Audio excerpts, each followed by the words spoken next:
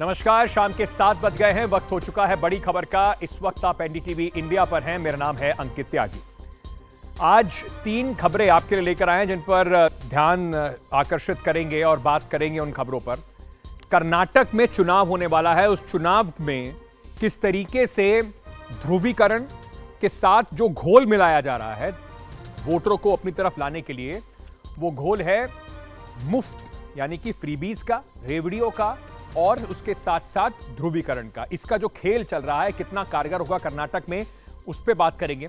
और फिर बात करेंगे किस तरीके से जो संसद में आज राहुल गांधी के बयान को लेकर, अक्सर आपने सुना होगा विपक्ष कैसे संसद को ठप कर देता है, काम नहीं करने दे रहा है। आज तो पूरी की पूरी संसद जो है वो कहीं ना कहीं ऐसा लगा कि सरकारी पक्ष ने ही उसे राहुल गांधी के बयान पर ठप कर दिया।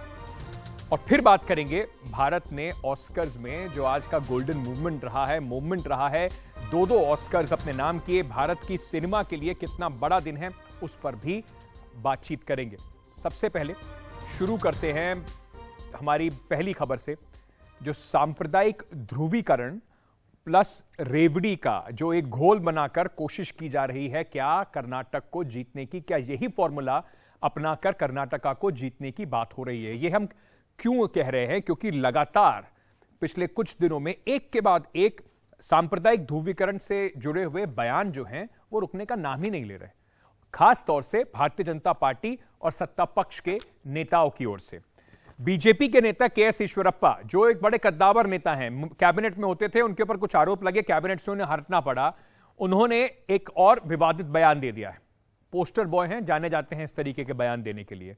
कहा कि क्या आजान के दौरान लाउडस्पीकर का इस्तेमाल करने पर ही अल्लाह को नमाज सुनाई पड़ती है?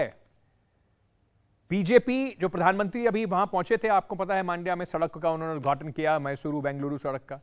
उस पर बात नहीं होगी, बात होगी टीपू पर, बात होगी लाउडस्पीकर पर, बात होगी अजान पर। उन्होंने क्या कहा, पहले आपको वो सुनवाते हैं। ಎಲ್ಲ ಧರ್ಮಕ್ಕೂ ಗೌರವ ಕೊಡಿ ಅಂತ ಮಾನ್ಯ ನರೇಂದ್ರ ಮೋದಿ ಹೇಳ್ತಾರೆ। ಮೈಕ್ ಹಾಕೊಂಡು ಕೂಗಿದ್ರೇನೆ ಅಲ್ಲ ಕಿವಿ ಕೇಳೋದು। ನಮ್ಮ ದೇವಸ್ಥಾನದಲ್ಲೂ ಪೂಜೆ ಮಾಡ್ತೀವಪ್ಪ, ಅಲ್ಲೂ ಶ್ಲೋಕ ಹೇಳ್ತೀವಿ, ನಮ್ಮ ಹೆಣ್ಮಕ್ಳೆಲ್ಲ ಭಜನೆ ಮಾಡ್ತಾರೆ। ಅವ್ರಿಗಿಂತ ಜಾಸ್ತಿ ಭಕ್ತಿ ಪ್ರಪಂಚದಲ್ಲಿ ಧರ್ಮವನ್ನು ಉಳಿಸ್ತಾ ಇರೋಂಥ ದೇಶ ಭಾರತ ಮಾತಾ। ಆದ್ರೆ ಇದಕ್ಕೆ ಮೈಕು ಅದರಿಂದ ಮೈಕಲ್ಲಿ ಜೋರಾಗಿ ಕೂಗಿದ್ರೆ ಮಾತ್ರ ಅಲ್ಲಿ ನೀವು ಹೇಳಿದ್ರೆ ಅವ್ನು ಕಿವುಡ ಅಂತ ಹೇಳಬೇಕಾಗುತ್ತೆ। ಅವಶ್ಯಕತೆ ಇಲ್ಲ, ನಾನು ಅದಕ್ಕೋಸ್ಕರ ಹೇಳ್ತೇನೆ, ಆದಷ್ಟು ಬೇಗ ಈ ಸಮಸ್ಯೆ ಪರಿಹಾರ ಆಗಬೇಕು। ಇರಲಿ, जरूरत क्यों पड़ती है ऐसे बयानों की? और ऐसा नहीं है कि ये अकेले इस तरह की बातें कर रहे हो। इससे पहले भारतीय जनता पार्टी के सांसद और बीजेपी में जो कर्नाटक के भारतीय जनता पार्टी के चीफ हैं, यानी कि वहां के प्रेसिडेंट हैं नलिन कतील, उन्होंने भी ऐसे कई विवादित बयान दिए। उन्होंने टीपू सुल्तान के वंशजों को खदेड़ कर जंगल भेज देना चाहिए, ऐसे बयान दिए। साथ ही साथ कहा कि सड़क सीवेज समस्याओं पर ध्यान मत दो, ये सब बड़े छोटे मुद्दे हैं। लव जिहाद से लड़ना है तो उस पर ध्यान दो, बीजेपी को वोट दो। एक और मंत्री हैं सीएन, जो मंत्री वहां पर हैं सीएन अश्वत्थ नारायण, उन्होंने एक बयान दिया कि टीपू सुल्तान का बेटा सिद्धिरमैया है, ऐसा कुछ उन्होंने बयान दिया, उस पर बड़ा विवाद हुआ। तो क्यों जरूरत पड़ रही है टीपू सुल्तान को लाने की, अगर आपने इतना अच्छा काम किया है? या फिर भारतीय जनता पार्टी पे जो करप्शन की आंच जो पड़ रही है, 40% कट की जो बात कह रही है, उसकी काट राजनीतिक सांप्रदायिक ध्रुवीकरण ही है? क्या यह फॉर्मूला है? और अगर यह फॉर्मूला ना चले तो क्या चलेगा? वो सब पॉलिटिकल पार्टी उसमें एक समान है। वो फॉर्मूला है जो रेवड़ी कल्चर का। कर्नाटक के अंदर वोटरों को लुभाने के लिए मुफ्त मुफ्त मुफ्त मुफ्त स्कीम बदस्तूर जारी है। इंश्योरेंस तक दे रहे हैं, लाइफ इंश्योरेंस का मुफ्त ऑफर आपको मिल रहा है। छात्रों को कोचिंग सेंटर में, मतलब पढ़ाई करा देंगे छात्रों की, 5 साल में नहीं, अगर आप उन्हें जिता देंगे तो अगले 5 साल में जरूर कर देंगे। साड़ियां भी ले लीजिए, 5,000 रुपए का चेक तक देने को तैयार हैं। वोट समझ लीजिए खरीद फरोख्त का जुगाड़ चल रहा है कि अब 5,000 का हम चेक दे रहे हैं, इस चेक से महिलाओं को सिलाई कढ़ाई की मुफ्त ट्रेनिंग दी जाएगी। ऑफर जो है उसमें कहीं ना कहीं कोशिश की जा रही है जो टूरिस्ट ट्रिप पर, कि आपको धार्मिक स्थानों पर भेजा जाएगा, वहां पर लंच और डिनर भी कराया जाएगा, और इसमें कोई पीछे नहीं है। कांग्रेस हो, बीजेपी हो, जेडीएस हो, सब लगे हुए हैं। बस वोटर किसी तरह से इन लुभावने मुफ्त मुफ्त मुफ्त ऑफर्स में फंस जाए। सबसे पहले देखते हैं हमारे सहयोगी निहाल की ये रिपोर्ट। इसको कांजीपुरम सिल्क साड़ी बोलते हैं सर। इस साड़ी का रेट है 10,500 रुपये मार्केट में। हमारे को आई है विद GST 5,040 रुपये में आई है साड़ी, और साड़ी के साथ में 5,000 का चेक दे रहे हैं। KGF बाबू ने MLC के चुनाव के वक्त अपनी मिल्कियत 1,800 करोड़ रुपए दिखाई थी। इस बार MLA बनना चाहते हैं, इसलिए बेंगलुरु शहर के चिकपेट से चुनाव लड़ना चाहते हैं, जहां गैस के सिलेंडर बांटे और घर बनवा रहे हैं गरीबों के लिए। इलेक्शन में अभी तो डिसाइड ही नहीं हुआ ना, मेरा इलेक्शन में अभी डिसाइड नहीं हुआ। मैं ये आके हमारी माँ की एक ख्वाहिश थी, 3,000 मकाने बना रहा हूँ। यहाँ पे देखिए ये जो मकाने रेडी। लेकिन यहाँ कांग्रेस के बड़े बड़े नेताओं की तस्वीर लगी हुई है। कांग्रेस पार्टी में तो हूँ, कांग्रेस पार्टी में हूँ, तो कांग्रेस पार्टी के जो प्रोटोकॉल है, प्रोटोकॉल के हिसाब से डालना है, डाला हूँ। ये कांग्रेस पार्टी से नहीं दे रहे हैं, KGF बाबू के थ्रू से दे रहे हैं। KGF बाबू दिल खोल कर लोगों की मदद कर रहे हैं, तो वहीं बीजेपी के राष्ट्रीय महासचिव CT रवि के चुनाव क्षेत्र में एक शख्स ने उपहार में मिली हुई साड़ी जला दी, ये कहकर कि उसको उपहार नहीं विकास चाहिए। उधर बेंगलुरु के पास कोलार में कांग्रेस की MLA रूपकला शशिधर की तस्वीर के साथ 50 लाख के फूड किट जब्त किए गए। बताया यह भी जा रहा है कि वोटर्स के बीमा की किस्त भी उम्मीदवार जमा करवा रहे हैं, तो कहीं बच्चों को कोचिंग की फीस जमा करवाई जा रही है। चुनाव नजदीक आते ही कभी त्योहार के नाम पर उपहार, तो कभी आर्थिक मदद। बहाना जो भी हो, लेकिन नजर वोटर्स पर है। चुनाव आयोग का कहना है कि जब तक आचार संहिता लागू नहीं हो जाती, तब तक उसके हाथ बंधे हुए हैं, लेकिन जानकार ऐसा नहीं मानते। और इलेक्शन कमीशन की इसी वजह से हर वक्त कोई कानूनी मामले के पीछे अपने आप को छुपा लेते हैं। अरे भाई, फ्री एंड फेयर इलेक्शन इस देश में कराने का उनको एक कॉन्स्टिट्यूशनल मैंडेट है, अथॉरिटी है, तो उसके खिलाफ उनको एक्शन लेना चाहिए। हमने कानून पढ़ा है, हमने कॉन्स्टिट्यूशन पढ़ा है, वहाँ कहीं नहीं लिखा है कि इस डेट के पहले करेंगे तो ये ठीक है। ये सब जो रूल्स एंड रेगुलेशंस हैं, ये बाबू लोग बैठ के बनाते हैं और इसका एक बहाना देके वो कुछ करते नहीं है। हाल ही में एक बीजेपी विधायक के घर और दफ्तर पर लोकायुक्त के बेंगलुरु में पड़े छापे में 8 करोड़ रुपए नकद बरामद हुए थे, जिसकी फिलहाल जांच चल रही है कि ये रुपए कहां से आए और किस मद में खर्च होने थे। बेंगलुरु से कैमरामैन गोविंद मूर्ति के साथ निहाल किदवई, NDTV इंडिया। चलते हैं हमारे सहयोगी निहाल के पास और उनसे बात करते हैं। निहाल, मैं सबसे पहले आपसे पूछना चाहता हूं, ये जो मुफ्त का खेल चल रहा है कर्नाटक में, क्या क्या मिल रहा है मुफ्त में और वोटर पर इसका कितना असर पड़ता है? देखिए, आज मैं चिकपेट में था और वहाँ के एक प्रत्याशी, उनका कहना है कि इस बार उनको शायद टिकट मिलेगा और उनका नाम है KGF बाबू। MLC का चुनाव वो हार गए थे हाल ही में कांग्रेस के टिकट से, और MLC के टिकट के लिए जब उन्होंने अपना हलफनामा दायर किया था, उस वक्त 1,800 करोड़ की मिल्कियत उन्होंने दिखाई थी। आज जब मैं चिकपेट गया उनके साथ, तो वहाँ पे 5,000 रुपये का चेक आप देखिएगा तस्वीरों में, और साथ ही साथ 10,500 रुपये की साड़ी, जो कि कांचीवरम की साड़ियाँ हैं।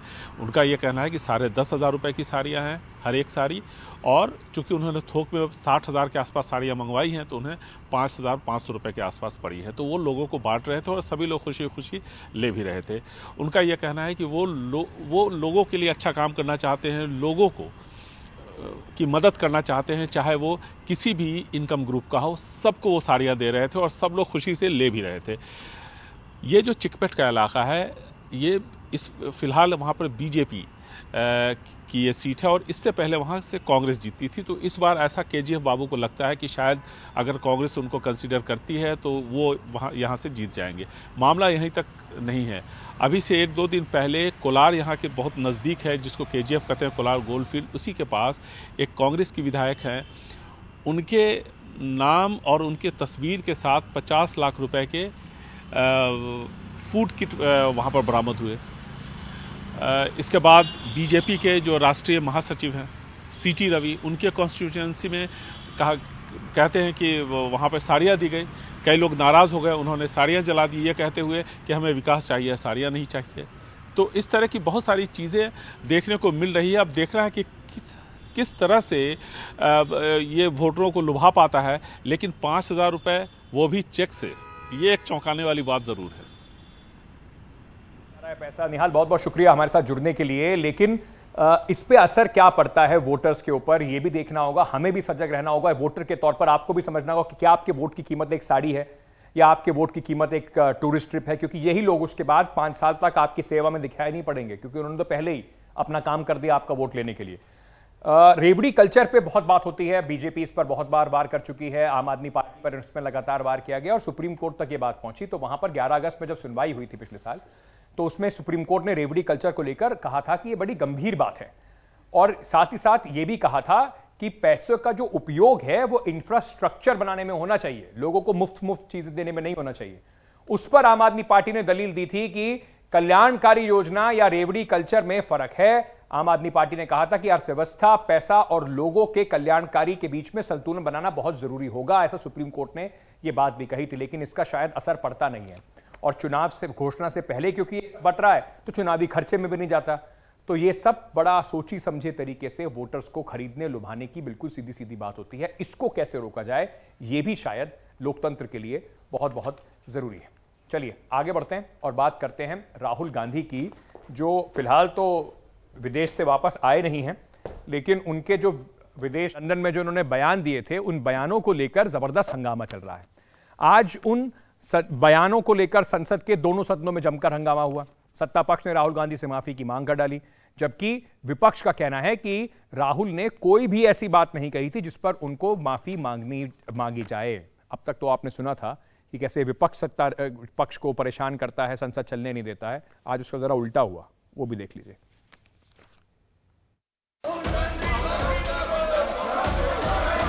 राजनाथ सिंह जी, राहुल गांधी ने लंदन में जाकर भारत को बदनाम करने की कोशिश की है।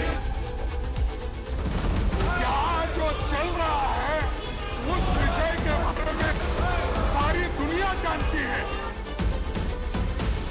और अगर हमने कुछ कहा।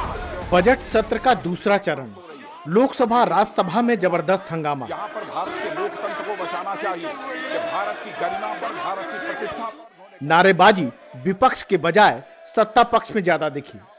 लंदन में राहुल गांधी के बयान पर बीजेपी ने राहुल गांधी से माफी की मांग की, कहा देश का अपमान किया। कि भारत की गरिमा पर, भारत की प्रतिष्ठा पर उन्होंने गहरी चोट पहुंचाने की कोशिश की है। और अध्यक्ष महोदय, मैं आपसे यह मांग करता हूं कि पूरे सदन के द्वारा उनके इस व्यवहार को खंडन किया जाना चाहिए, और उनको ये आपके द्वारा निर्देश दिया जाना चाहिए कि संसद के फोरम पर आकर वह क्षमा याचना करें। अध्यक्ष महोदय, मैं आपसे अनुरोध करना चाहता हूं। वहीं कांग्रेस भी राहुल के मुद्दे पर झुकने को तैयार नहीं है। कांग्रेस का आरोप है कि संसद में विपक्ष की आवाज को दबाया जा रहा है, केवल मंत्री को बोलने दिया जाता है, विपक्ष को अपनी बात रखने का मौका ही नहीं दिया जाता। विपक्ष इनकी बोलने का कोई अधिकार नहीं है सदन के अंदर। ये दोबारा आज साबित हुई। एक तरफा राहुल गांधी के खिलाफत करते हुए जो मर्जी वो बयान पेश किए गए, लेकिन हमारी तरफ से हमारी बात रखने का कोई मौका नहीं दिए गए। आज कांग्रेस और डीएमके ने विरोध के तौर पर लोकसभा अध्यक्ष की ओर से बुलाई गई बिजनेस एडवाइजरी कमेटी की मीटिंग का बायकॉट किया।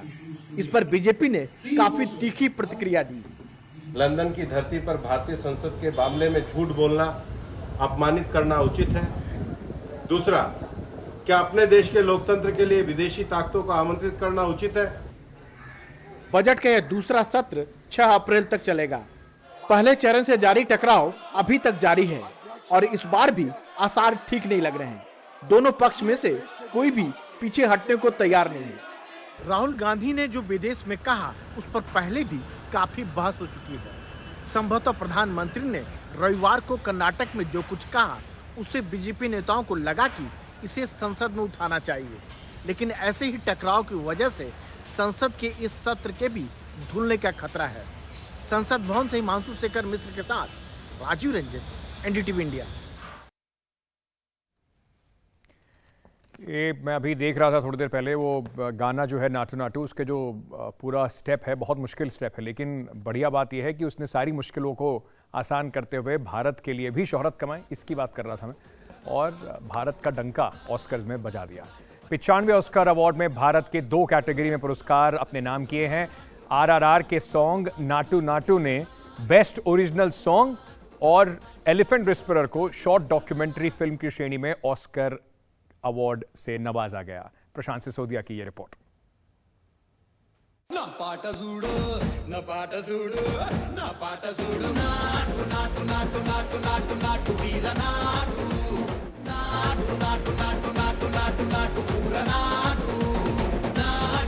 भारतीय सिनेमा के इतिहास में सुनहरा दिन। RRR के गाने नाटू नाटू ने जीता बेस्ट ओरिजिनल सॉन्ग का अवार्ड।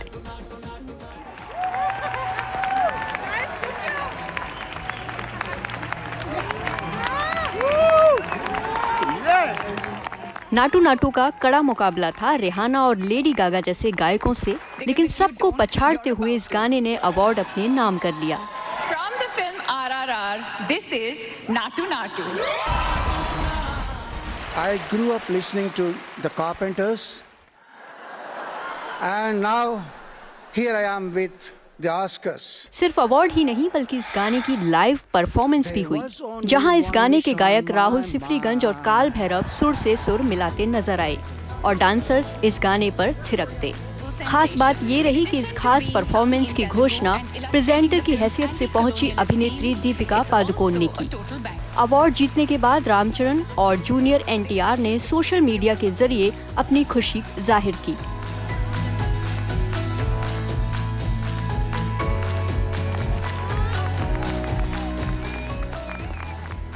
दूसरी तरफ भारतीय सिनेमा से जुड़े चेहरों ने इस जीत पर प्रतिक्रिया दी।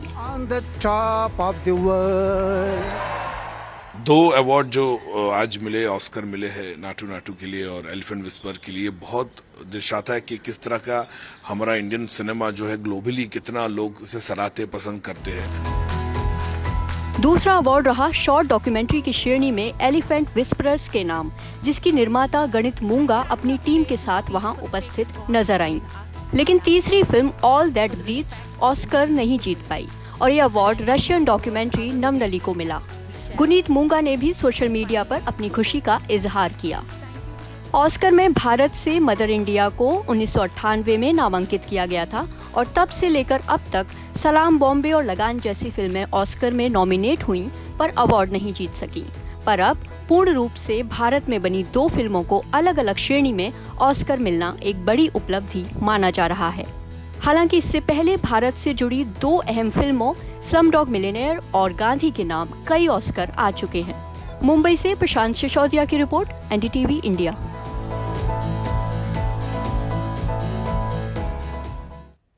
इसमें कोई दो राय नहीं है कि ये भारतीय फिल्म जगत के लिए और भारत जिसको एक सॉफ्ट पावर के जो हमारी है वैसे ताकत बढ़ रही है, लेकिन एक जो इन्फ्लुएंस होता है उसके लिए एक बड़ा दिन है। बहुत बहुत शुक्रिया बड़ी खबर में हमारे साथ जुड़ने के लिए। कल फिर होगी मुलाकात, बने रहिए NDTV इंडिया के साथ।